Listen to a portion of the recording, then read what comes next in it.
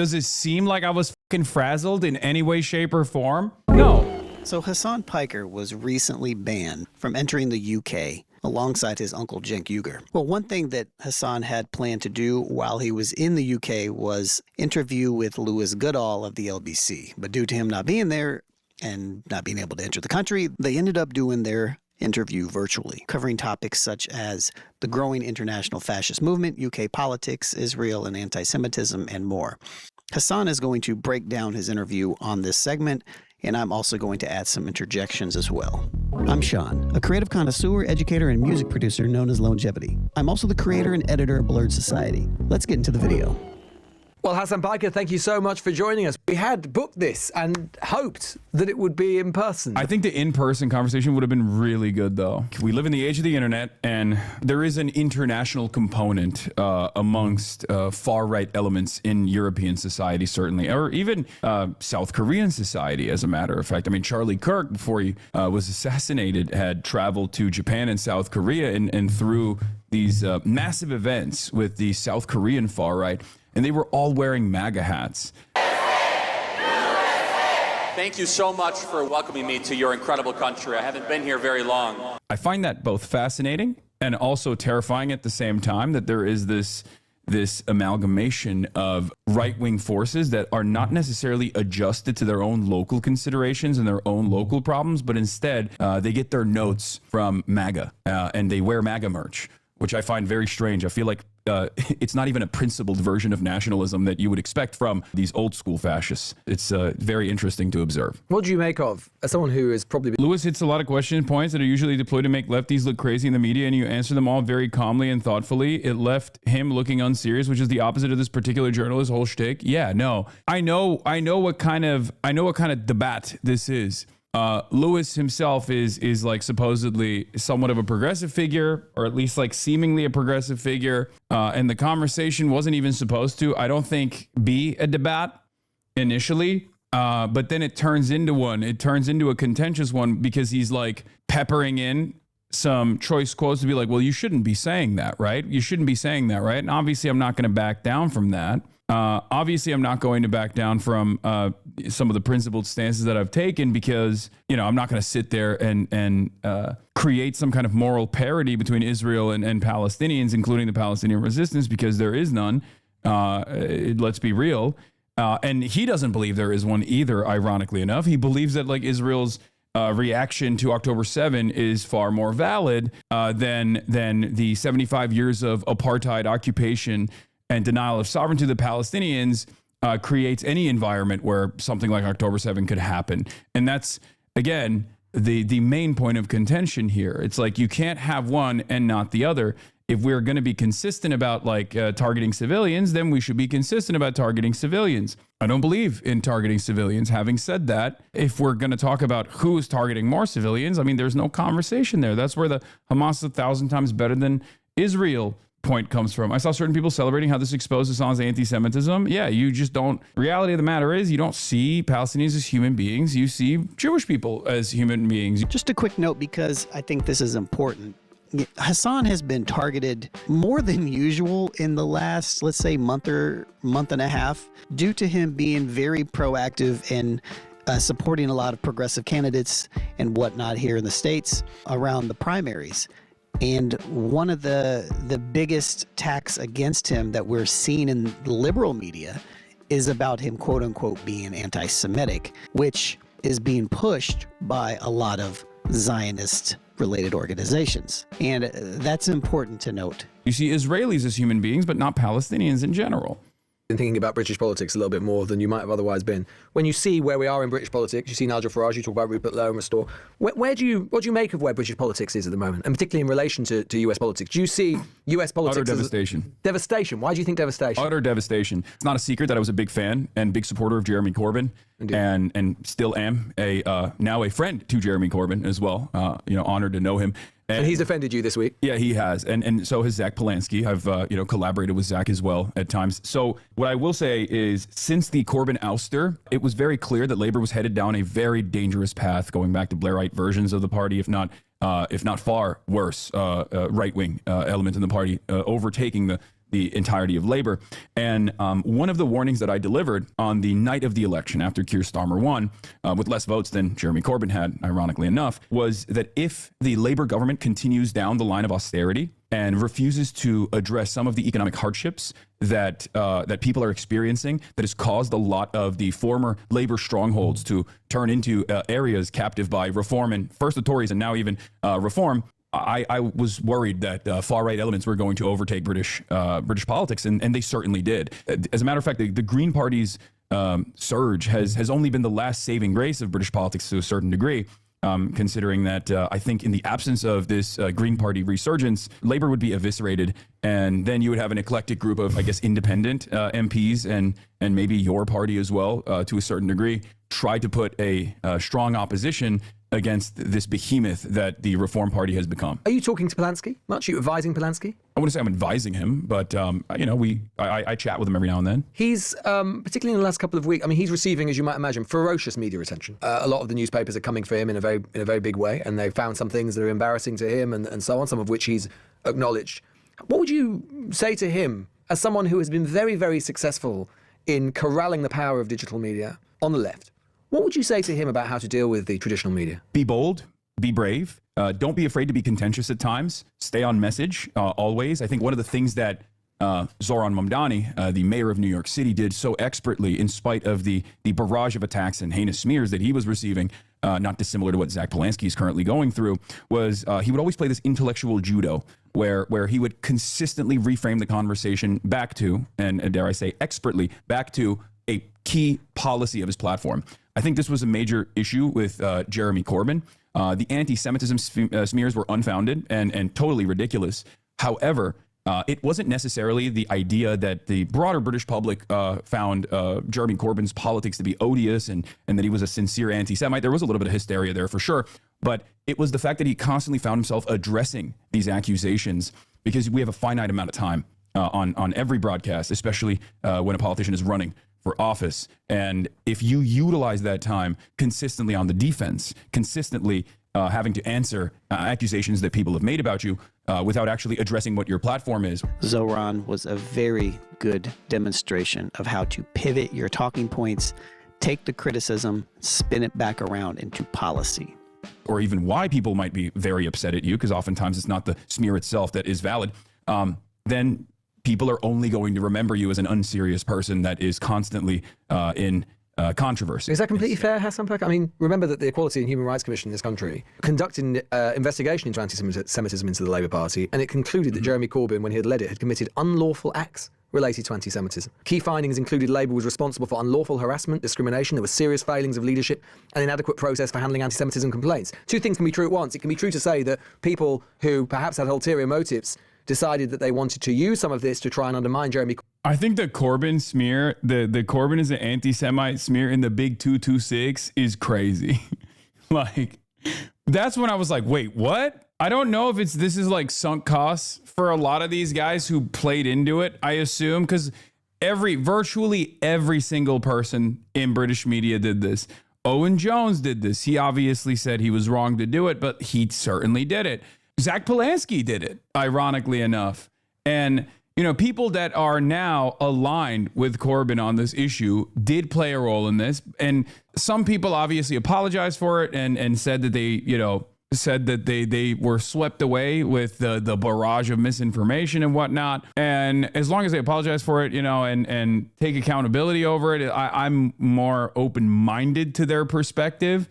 Having said that, I do believe that there are a lot of people who never took ownership over it at all and still doubled down in 2026. It's still near unanimous in mainstream media. You will not be able to hear them get them to admit to what they participated. That is, I think, very, very strange. That is very, very, very, very strange that they still hold on to that idea.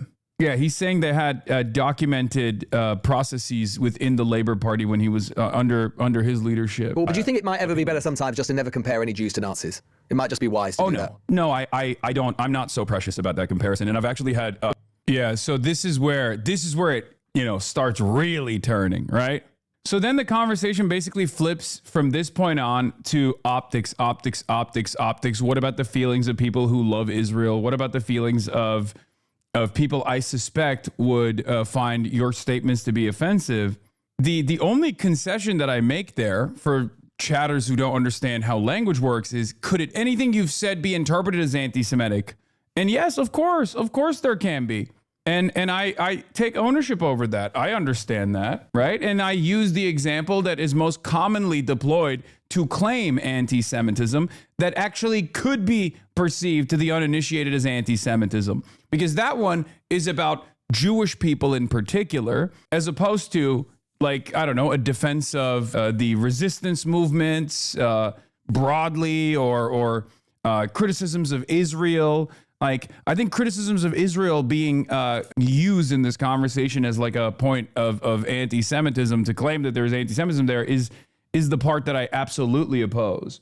Maybe that's easy for you to say as a non-Jewish person. Oh, for sure. But I'm, I mean, you can call them lots of things, Hasan. I'm just sort of trying to be as sort of generous as possible, but there are so many things you could call those settlers. I'm not defending those settlers for a moment. I think a lot of them are committing heinous acts. I think a lot of the people in the far right of the Netanyahu government are absolutely appalling. I would say that completely explicitly. But you know what? You could probably say all that, and you could probably make a stronger case and not undermine yourself by comparing them to Nazis, because Nazis literally tried to exterminate who they are as Jews. The problem that I have with this particular framing is the idea of framing Nazis as worse than what Israel is doing to Palestinians. This is not the Genocide Olympics. And while we all understand, everybody, that what the Nazis did was wrong, we still have people coping for Israel. That's the point. Yes, I don't disagree with that. The comparison, why'd you do it? In my opinion, the comparison, in my opinion, is not only graphic, but it's apt. Because Nazism is a fascist ideology. It's a dangerous fascist ideology. Well, call them fascists then. Call them fascists. You don't need to call them Nazis or neo-Nazis. Well, but the reason why I specifically utilize the term... I said I called them fascists as well. Some of the things I'm saying you might not be able to hear, but I called them fascists as well. Yeah, I mean, they want to do the same thing. They're doing industrial mass slaughter. So this was like one of the clips that they presented, one of the clips that they posted, right? And my response to that on Twitter was, I quote retweeted it, and I said, I think this was an interesting conversation.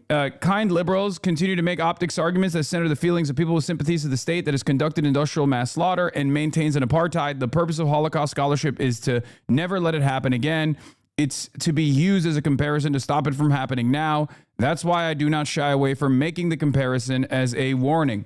So whenever people bring up like the feelings argument, I find it to be very odd. It's like, do you believe it's a genocide or not? If you believe it's a genocide, do you believe it's an apartheid or not? If you believe it's an apartheid, then at that point, I mean, having a conversation around my language is crazy, because what's actually offensive is the fact that most of the world is still either directly supporting the genocide or turning a blind eye to it. Like, what's far more offensive is the fact that this has continued unimpeded and there has not been any accountability, and we saw it happen with our own two eyes, right?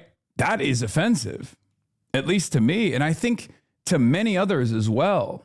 Employ the term Nazi is because, well, two reasons. Number one, the goals of ethnic cleansing are identical, and especially considering that a genocide has unfolded at this point, a modern day genocide with different tools. It's not the same exact type of genocide as the Holocaust, of course, not the concentration camps, and yet it's an open air prison that has been bombarded with almost 10 atom bombs worth of explosive ordnance that my government, and as a matter of fact, your government, has aided and abetted in the process of. And from that perspective, the reason why I say I'm not so precious about this, while always maintaining the position that anti-Semitism is completely unacceptable, I always say I'm not precious about this because at the end of the day, it's a genocide. At the end of the day, it's an apartheid state, and Zionism as an ideology is a racist ideology, and many Jewish thinkers are now also coming to terms with that, even if they had self-identified as Zionists their entire lives. This transformation. So you would compare what's happening in Gaza to the Holocaust? It's not to the same extent, no, but I have compared it to the Holocaust, yes. It's no different than saying these concentration camps that we have in the United States of America are turning into death camps. Fascism is not a static concept. It's an ideology. It's a very dangerous one that I oppose unconditionally across the board. But it's not the Holocaust, is it, Hasan? It's not the Holocaust. No, of course. And to compare it to, I think the thing about you is pretty obvious what I'm saying here. Like, it's not you know, we can't wait until it turns into 6 million Palestinians for us to then turn around and say, oh my God, I'm so sad that happened. How could this have happened? We know how it's happening because it's happening in real time. It's unfolding in broad daylight. We're seeing it, right? Like, what's the threshold? What's the threshold where you'd be comfortable saying, okay, this is a modern day Holocaust? You speak compellingly about many things, but you undermine your case and you open yourself to the accusation, which might not be unreasonable, of anti-Semitism. See, he's like starting to agree with Shabana Mahmoud. I'm not precious about the term by deploying the term a Holocaust, right? I'm not precious about making comparisons between the Israeli government and Nazi Germany because it's an apt comparison. And there is this is, ironically enough, this quite literally is Jewish exceptionalism. Okay. A lot of people get mad at me and say, oh, you're Hasan, why do you even talk about anti-Semitism? You're doing Jewish exceptionalism. You're a Jewish supremacist, all this shit. Like, they say like unhinged things, but this unironically is like the singularity of the Holocaust, the exceptional nature of the Holocaust being held to such a high standard that Israel, that bills itself as the Jewish state, could never be compared to the Nazis, while they are literally doing the exact same shit that the Nazis did. It hasn't been completed yet, but it's still the same exact project, and it's continued over the course of 80 years at this point, is totally ridiculous. This guy said this same hack outlet had zero issue making comparisons between Hitler and Putin in the past. Nazi Germany exterminated millions of Russians, yet only the comparison with Israel crosses the line. If you want a clear-cut example of Jewish exceptionalism, here it is. Yeah, the other side of this, for the record, Israeli politicians say that. Israeli politicians say that about Hamas. And as a matter of fact, a lot of Western media outlets have made the comparison that Hamas is just like Nazis. Leaving Hamas in place, leaving them in power would be as ridiculous as having left the Nazis in control of Germany at the end of World War II. So who gets to deploy this comparison? Because if you think Hamas is in any way, shape, or form similar to Nazis, what is Israel supposed to be then? Considering that exact same dynamic that I will always defend, that Israel is 1,000 times worse than Hamas. It's not even a comparison. If you think Hamas is evil for targeting civilians on October 7, then what the is Israel? We gotta use a new term for it then. Bars.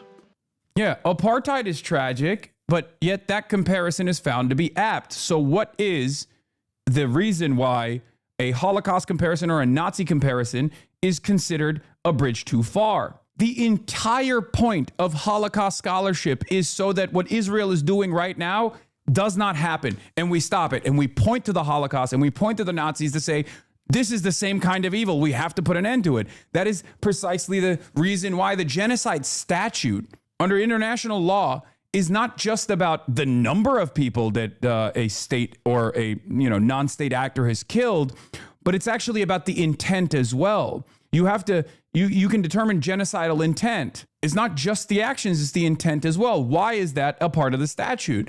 There's no numerical threshold that you hit and then all of a sudden it's like, well, it's genocide time now. We got to put an end to it. That's not how it goes. The reason for why intent matters, genocidal intent matters inside of the statute, is so that we can stop it. We can stop it. We can identify it while it's happening, and then we can stop it before it unfolds, before it ends, before it finalizes. Bars. What the Israeli government is doing, and let's be honest, Jews and Nazis and things they did in the Holocaust, because however heinous we might find what has happened in Gaza, and many of my listeners and viewers would, it is still not the same as the mass extermination and the ritualistic extermination of people which happened on a daily basis during the Holocaust. So why compare the two things? Because I don't want it to get to the Holocaust. And this is the best part of this conversation, and I love having this conversation, because Holocaust studies are profoundly important. But they're not profoundly important so that we can understand what took place and then assume that it's never going to happen again.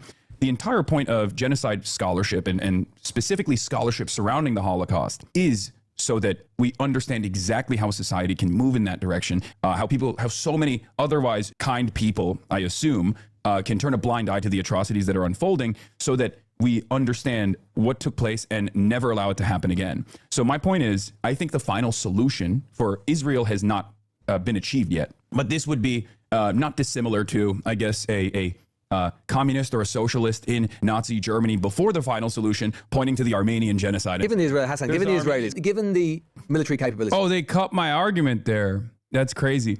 I said, would you disagree if like a communist or a socialist during Nazi occupation pointed to what Hitler was doing to the Jews and to the socialists and then said this is identical to the Armenian genocide that preceded it? Would you have said, well, you're actually hurting the feelings of you're besmirching the good reputation of the Nazis by making a comparison? These are just simply concentration camps. These are, dangerous radical elements in society that must be cordoned off. That's kind of wild. But I think that's an apt comparison there as well. If a communist or a socialist during the period of Nazi Germany pointed to the Armenian genocide and said, what we're doing to the Jews right now is not dissimilar to the Armenian genocide, I'm fairly certain that, the Nazi sympathizers would obviously disagree with that. Compare it is completely normal. Exactly. And not only is it completely normal, the purpose of Holocaust scholarship is not just to document the atrocities that unfolded and leave it at that and then talk about the exceptional nature of the Holocaust. The whole point of the genocide scholarship, as I, aptly pointed to in this conversation, is to look at how it unfolded and to ensure that it never happens again. Never again means never again across the board. It doesn't mean never again as in it will never happen again because it can only happen to Jewish people one time and it won't ever happen again. Never again doesn't mean never again just for Jews either, which is the Kahanist position on never again. Ironically enough, Meir Kahan, the far-right Jewish supremacist terrorist, he believes never again means never again just for Jews. Yeah, Meir Kahan said, "Never again will our people's blood be shed by water," referring to non-intervention and popularizing every Jew a 22. I don't. And I don't think many people believe that either. I don't think Jewish people believe that concept either. I think Jewish people think never again means never again. There are some who do actually believe never again means never again just for Jews, however. My goal when I do when I have a conversation like this is not to have the people who are already anti-Israel to come into my defense. I mean, that's great. That's wonderful. That's the majority. My goal is to get someone in the margins to really reconsider their hardline stance on this issue. That's my goal. I go on LBC because there's a lot of liberals who are still who still have these ridiculous opinions. And we should, of course, be careful of eliding Israel and Judaism, of course, but it is the only Jewish state in the world, mainly comprised of Jews, comparing them to Nazis, given that Nazis literally tried to exterminate this entire race and came very close to succeeding. You don't need to do that. You shouldn't do it. And it's crassly and grossly offensive for you to do so. I don't mind coming across as vulgar or offensive in this regard and maybe even hurting some people's feelings, because at the end of the day, the analysis here from my end is there is a genocide that has taken place and it's continuing to a certain degree. I mean, even in the process of this so-called ceasefire, Israel has also killed approximately 4,000 people in Lebanon. The expansion in the Greater Israel Project is continuing. So the ideology, the guiding principle is still unimpeded. And therefore, I find that to be far more offensive than the language that I'm using, especially considering that I think at this stage, there are a lot of people who want to maybe hold on to some kind of defense of Israel because they understand it to be, like you just said, the Jewish nation, the only Jewish nation. I have been unbelievably critical of Saudi Arabia and every other country that has participated in the blockade of Yemen, for example. The United Arab Emirates and Saudi Arabia did that with our weapons once again. That's that they cut that part, because I brought up the Saudi Arabia comparison and I said, no one calls me Islamophobic for being critical of the Muslim state of Saudi Arabia engaging in, heinous war crimes against Yemen and the Yemeni population. No one says that about my criticisms of UAE-backed RSF supporters hitting Sudan. That's not considered to be Islamophobic.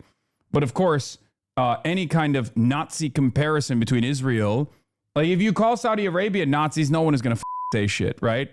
If you call Saudi Arabia a Nazi country for what they did in Yemen, no one's going to get mad at that comparison. Same with Russia, right? You say Adolf Hitler is invading Ukraine. He's behaving like a Nazi. Nobody bats an eye. As a matter of fact, you call Hamas Nazis, nobody bats an eye. The Israeli government has made that comparison over and over again. But all of a sudden, when you turn around and say, no, actually, I think the industrial mass slaughter taking place is in the hands of Israel, and therefore they are the Nazis in this equation, and everybody goes, whoa, whoa, whoa. That's unbelievable. How dare you say that? To the Nazis. However disproportionate we might think the Israeli government has been in the reaction to October the 7th. And I would agree with you that it has been disproportionate and in many cases appalling. October the 7th did happen. 1,300 Jews were...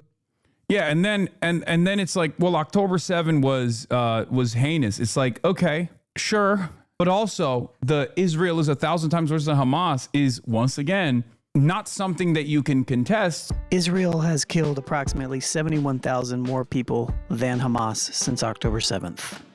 So then you have to rely on the feelings argument, the optics argument. Oh, let me tell you how you can make a better point here. And it's like, no, I think I'm making a pretty strong point. Heinous way that we might imagine. It was a pogrom. There is a major security problem for the state of Israel with Hamas. And then I defend the argument that, because he then launches into like, Hamas did October 7 anti-Semitically, which is, again, ridiculous, okay? That is another one that I can't stand, when people are like, well, no, Hamas is anti-Semitic and they did October 7 anti-Semitically. It's like, no, that's not the case. And then he's going to, I know he brings up the Hamas charter for 1988 when it was a Islamic charity as a Muslim Brotherhood cutout, which wasn't a political movement or even a militant resistance at that point. 2017, the new charter actually has evolved beyond that. Not that it even matters at the end of the day. The Nazis weren't provoked by Jews into the Holocaust. There was no security problem for the Nazis. And so to combine and compare and allied those things is not just offensive and wrong, it's just crazy. No, your analysis is actually ahistorical and unfortunately categorically false. Of course, the Nazis lied about not only Jews, but socialists, communists, trade unionists alike. They were never attacked by Jews. Yes, of course. They presented an argument as to why they must do this, why they must depose and take care of all of these nefarious elements within German society broadly, while they were also carrying out the greater Germany project for living room purposes, right? Not dissimilar to the Israeli Zionist expansion. The point is, do you agree with the propaganda or the arguments? Do I agree with the Nazi argument that October the 7th wasn't propaganda? It happened. Of course not. I don't agree with the notion that Palestinians, indigenous population, predating 1948, could not potentially live alongside migrant Jews that were coming in, specifically as a what about Hamas? Movement. What about living next to Hamas, an organization which is dedicated to the destruction of Israel? That's a great. I'm going to get to Hamas as well. So the reason why I brought that up is because this has been a racist ideology since 1948, or even prior to 1948, that has had a lot of opposition from Jews as well. The only member of the British Parliament that opposed the Balfour Declaration was, a Jewish member of Parliament who thought that this initiative was being implemented exclusively to depose the Jews, to deport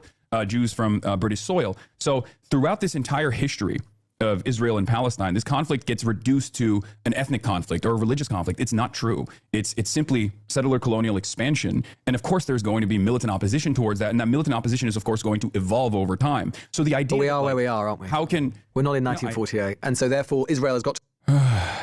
Why do they always try to bring up, what about October 7 on repeat? I don't think they have something substantive to add. They just fail at defending Israel. Yes, but it doesn't. My goal here is to basically get the audience to understand that a person that does this at this stage, when the overwhelming majority recognize what Israel is doing is to be, utterly immoral and wrong, is to expose the underlying fundamentals that are driving this argument. The reality of the matter is those fundamentals are, yes, Palestinians are lesser than Israelis. That is the underlying point of view. That is the underlying framework. Okay? And I do bring up the Warsaw Ghetto Uprising, ironically enough, when I say, like, what, you think the Nazis didn't actually create sufficient propaganda to claim that Jews were the enemy from within? Of course they did. There were plenty of moments where, Jewish partisans and socialists alike, they assassinated key Nazi diplomats, and Nazis used that as a heinous crime against their sovereignty. They used that to depose of Jews. They used that to kidnap Jews. Is that valid? No, of course not. The Warsaw Ghetto Uprising does not justify the final solution, for example, and therefore October 7 does not justify Israel's genocide. This is a real point of contention that I don't think many liberals can address. Liberal Zionists cannot address this point of contention, so they have to resort back to, yeah, but you're hurting my feelings. Find a way to live alongside the Palestinian people. You and I, I'm sure, would both agree to say that their actions have not exactly contributed to that principle or idea in recent years. Hamas doesn't exist as a militancy if the occupation doesn't exist. It's that simple. You say that Israel is racist, it's based on a racist idea. Hamas is deeply racist. They're anti-Jewish. No, I don't think so. You don't think? I disagree with that. Well, that. the Hamas Charter contains references to fighting Jews as a religious duty, conspiracy claims about Jews controlling the media, finance, and revolutions and wars, citations of anti-Semitic forgery in the Protocols of the Elders of Zion, Yes, and a notorious hadith about Muslims fighting and killing Jews before Judgment Day. So you're referencing the 1988 Charter, which has been updated since 2017, but it doesn't really matter because the point of the Hamas Charter likes Jews. or their opinions. Do I think Hamas likes Jews? I think that there are definitely anti-Semitic people in Palestinian society as there are in British society, right? There aren't anti-Semitic people in British society killing Jews on a regular basis. It's because there is no real occupation. There's no military occupation of England. If there was a military occupation of England by a foreign body, by an alien force, then I'm pretty sure you would probably rise up in arms as well. And this is not just a principle that I'm coming up with as a campist or someone who opposes imperialism. It's not pure idealism. This is something that former heads of Shin Bet have also acknowledged personally. I mean, this is something that former heads of the Israeli state have acknowledged, saying if I was on the other side of this boundary, I would become a terrorist as well. In an interview with journalist Gideon Levy, and also in the documentary Four Corners, Ehud Barak stated that if he had been born Palestinian, he would have joined a terror organization, or alternatively phrased, if I were a Palestinian, I would be a terrorist. He was Prime Minister of Israel from 1999 to 2001. And it's perfectly understandable that people would oppose 80 years of militant occupation, militant racist occupation, humiliation and subjugation. To go back to the point that you were making about like there was no resistance from Jewish partisans. This is also not true. Jewish partisans engaged in incredibly honest and incredibly moral acts of violence that was necessary at the time against key Nazi officials, including an uprising known as the Warsaw Ghetto Uprising. Yes. And that was perfectly valid. It was perfectly morally just, even though there were heinous acts of violence that took place. History is riddled with colonial occupants and even slaves, for example. You've been reported as saying in chattel slavery, engaging in heinous acts of violence that we would oppose at the time that ultimately lead to liberation. And once the dust is settled, we What look does back. liberation look like? What does liberation look like? Is it the Israeli state collapsing, or what does it look like? Great question. So from my perspective, and I'm not Palestinian, right? So I think ultimately this is something that is that should be left to the people that are being occupied to come to terms with. But from my estimation, I agree with the likes of Avi Shlaim, famous Iraqi Jewish Israeli historian, that a abolition of the apartheid state that currently exists and the end of the occupation must take place. Some people believe in a binational commitment. I think that's perfectly valid. Some people claim that a two-state is viable. I don't necessarily believe that a two-state with the 67 boundaries is viable because of the fact that since the so-called peace process, since the 90s, Israel has deliberately extended the settlement operations in the West Bank, and now the number of Jewish settlers that are something the Israeli government have long wanted, and for understandable reasons. One of the things that these guys also have to now come to terms with is like, I'm not just like some random aberration, right? I'm not like some random radical. I'm a person who is a megaphone for a much broader, much larger movement. I'm, collaborating with other candidates that are not just running, but also winning. So there is definitely a lot of people who feel this way. So you're not going to be able to silence all of these people, even if you try to engage in this like disciplining measure against one figurehead that is representative of a much broader movement. I'm sorry that the LBC chopped you this way. Yeah, but even with the chop, they didn't achieve anything here. The irony is if they had let it ride, it still would have looked bad for them. But I think it looks worse for them that they chopped it down too. Is it true that you said that you considered Hamas to be 1,000 times better than Israel, and you'd vote for Hamas over Israel every single time? Is that true, and do you stand by it? Yeah, I do. That's despite the fact that Hamas was responsible for October the 7th and a pogrom against Jewish people. You said you'd vote for them 1,000 times over the democratic state of Israel. It wasn't a pogrom against Jewish people. Were there atrocities and war crimes? You don't think that there was any anti-Semitism involved in that? Absolutely. This is where you go wrong, Hasan. You find yourself basically in a position defending elements of this. Tell me why I'm wrong. I'm telling you why you're wrong. I said, don't tell me I'm wrong. Tell me why I'm wrong. I hear a lot of criticisms. You call me a lot of names, but never a liar. It was a pogrom. It was the biggest pogrom of Jews that we've seen, against Jews that we've seen since the end of the Second World War. Why do you find yourself in a position where you're like, okay, I'm actually going to defend that principle. I'm going to defend the argument about that. Why? You just undermine yourself. Great question. I actually gave an interview to the Times UK on this as well, and I'll explain exactly why. Please. So October 7, traumatic. There were heinous acts of violence that took place. No doubt about it. I would never agree again. I would never disagree with that assessment. What I will disagree with, however, is the intentionality. The idea that October 7 was done specifically to kill as many Jewish people as possible, I think is incorrect. I think the ultimate goal of the Palestinian resistance, whether we agree with their methods or tactics or not, and I certainly have my disagreements, the ultimate goal of the Palestinian disagreements. They killed 1,300 people and raped people. Of course. Killed innocent young people at music festivals. But the ultimate goal is to make the occupation as costly as possible, because the extended 80-year, or at the time 75-year occupation had done October 7s. So the ends justify the means, do they? The ends justify the means. If I can compare it to something in the UK, Hasan. The reason why I don't believe that the Israeli ends justify the means, and that's precisely the reason why I'm saying. So why do you then say that Hamas is 1,000 times better than? You can't literally be lowering my volume at this point. Like, that's crosstalk.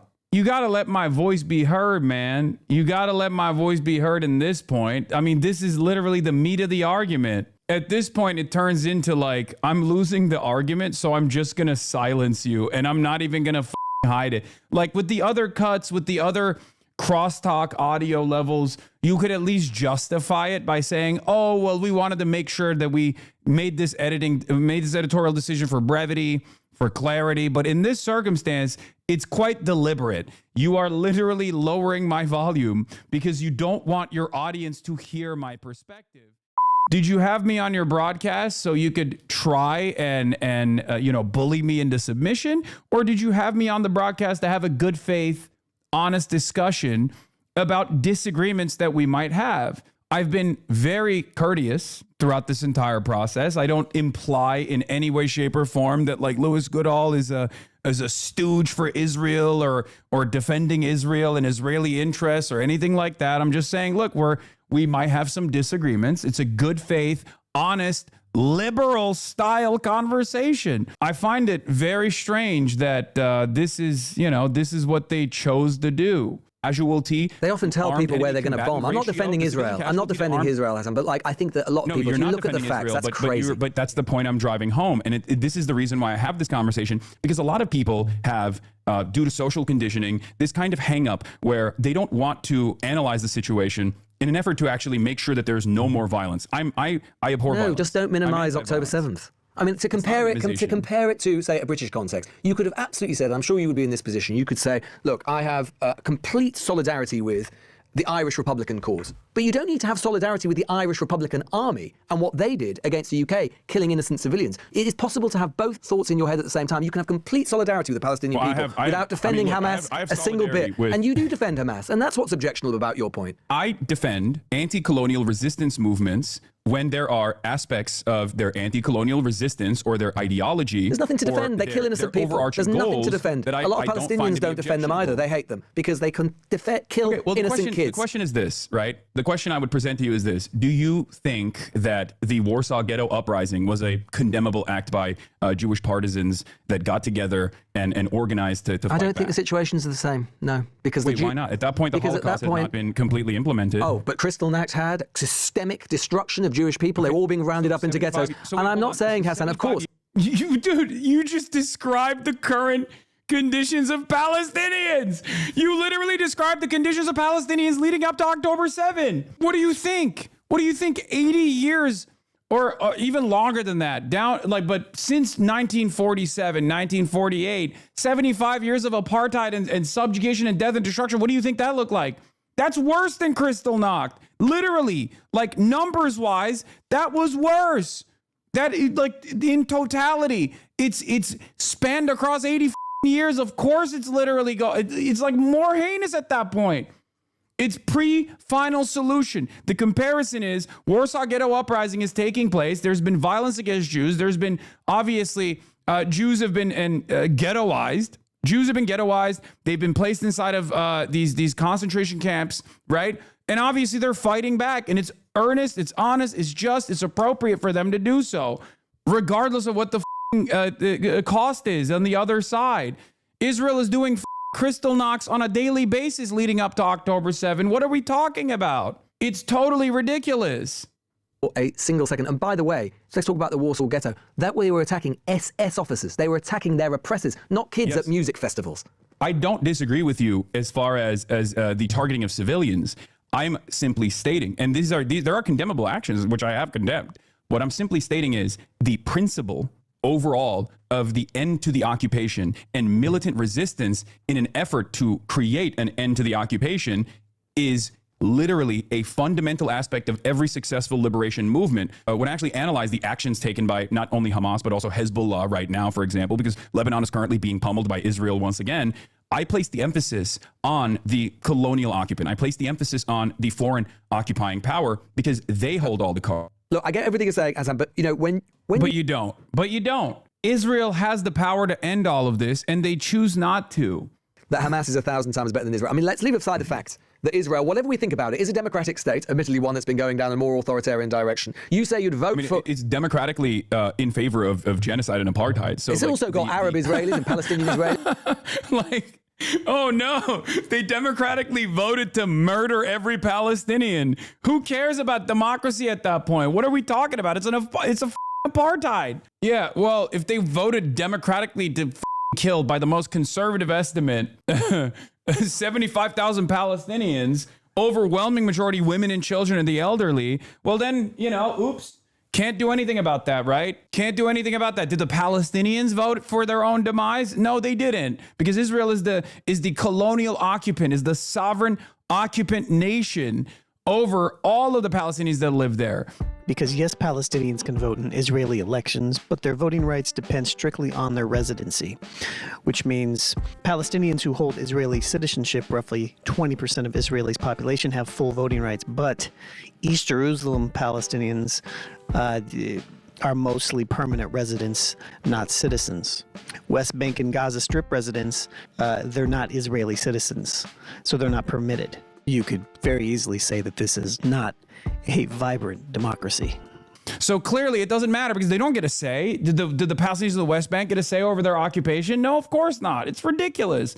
It's a ridiculous conversation. And even if that wasn't the case, then what? Israel democratically voted to invade a foreign nation then? That's still completely ridiculous, Who live there as citizens with others, which is not the same as apartheid in South Africa. They're considered second-class citizens as dictated by the Israeli constitution. But the point is, there are varying degrees of discrimination in Israeli society. But I'll tell you where there's a lot of discrimination in Hamas-run Gaza. I mean, this part was ridiculous. How do you feel about being a gay man, for example, living under Hamas, or a woman, for example? You say you would vote for them 1,000 times over. You can't vote for them. I know gay Palestinians, and they would say the exact same thing that I'm about to tell you. The biggest threat to their existence is the Israeli occupation. They might have disagreements with Hamas. They might not be pushed off a bridge. Elements. No, that's racialized. It's not racialized. It literally happens. LGBT groups around the world have condemned her. That's not true. That's simply not true. Do you think that is? It is literally I will have to push back on this. What you're saying is actually not true, and also a little bit messed up to say, because these groups are very different from one another.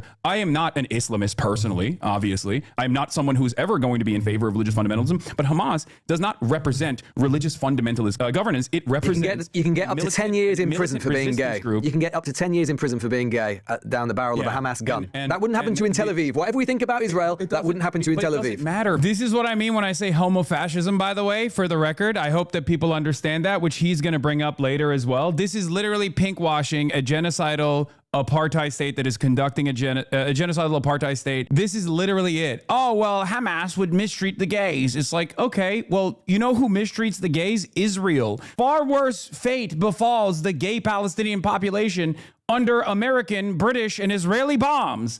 It's ridiculous. This is what I mean when I say this is what I mean when I say this is like gay fascism, okay? And the whole like, oh, well, same-sex marriage is not allowed in Israel. It doesn't even matter. It's not even the main point of contention. Hamas could be the most homophobic entity on the planet, and it still wouldn't justify Israel's actions, guys. Wake up. Hello? Like, do you guys understand? Because it's a stupid argument. I don't give a if Hamas is the most homophobic entity in the region, okay? It's not, but it doesn't even matter if it was. Would that justify a genocide? What are we talking about? There's plenty of people in Alabama that are homophobic that have the identical opinions that this person falsely says Hamas has. Should we be genociding the state of Alabama? Of course not. That's insane. There are Palestinians whose family members. There are lots of Palestinians who think Hamas that are from different. Yes, exactly. There are Palestinians from different factions, right? There are Palestinians that are engaging in tribal conflict and sectarian conflict, sometimes with Hamas. And yet they will always tell you. Maybe this is why you've been universally, banned, Hasan.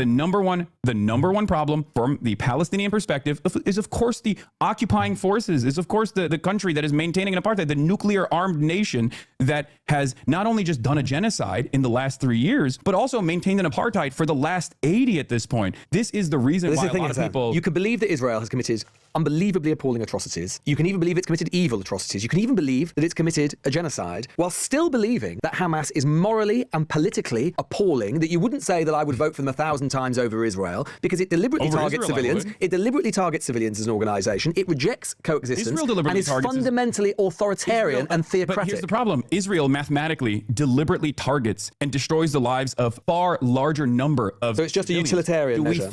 Do we think that Palestinians are human beings? I think you and I don't disagree on this. They're human beings. But do you think the Nazis are worse than the Israeli government? You think the Nazis are worse than the Israeli government, right? If one government has killed 1,000 times more, if not more than 1,000 times more civilians, as opposed to the other party, of course you're going to say you one compare party the is worse Israelis than to the other. Nazis, but you would accept the Nazis were worse than what the Israeli government has done. So far, the Nazis, of course, are worse than what the Israeli government has done. However, my fear, and this is the reason why genocide is not measured in how successful it was in wiping out an entire population, but instead genocide nowadays, the statute itself is measured not with the actions alone, but also with the intent, because the whole purpose of the genocide statute is to stop a genocide. But do you think this might be, Hasan, why you've, and again, I don't agree with the fact you've been banned, but maybe this is why you've been banned. That's a crazy moment to say maybe this is why you've been banned, because I just described the genocide statute and why Israel is 1,000 times worse objectively than Hamas is by any measure that you could point to. I mean, this is a matter of international law. So basically,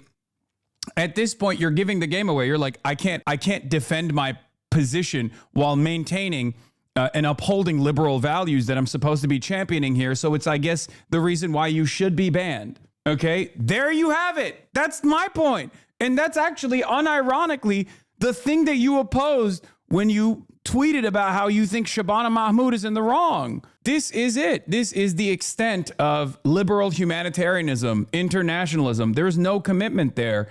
And this is how a society crumbles. This is how liberalism falls by the wayside and fascism comes into power. This is it. That's literally what's going on. You're like, oh, well, I don't agree with you and you've actually made me feel bad. So you should be banned, I guess. Like, that's it. That's it. That's the whole point. You can't do that. If we're going to uphold principled free speech, then you can't turn around and be like, well, I disagree with you. If you're going to have someone like myself on your broadcast, if you do this kind of thing, your otherwise liberal audience is going to recognize that as being unfair and inherently hostile, unnecessarily hostile. This is precisely the reason why when like the Podjohns have me on, they will offer pushback to certain things, but they will also give me space to explain my position. Now, of course, when you do that, obviously your audience is probably going to understand exactly where I'm coming from and say, well, this guy makes a lot of sense. So no matter what you do, if you're going to have me on your show, if you're going to have me on your broadcast, then, you know, this is going to happen. Either it's going to be an unbelievably hostile and unbelievably contentious, an unbelievable hostile, unbelievably contentious interview where you are going to look bad because the audience overwhelmingly obviously agrees with not defending Israel. Or you're just going to have to take the L in that situation and allow your audience to listen fully and understand and comprehend fully what I'm saying and most likely agree with me. Because the audience agrees with me already.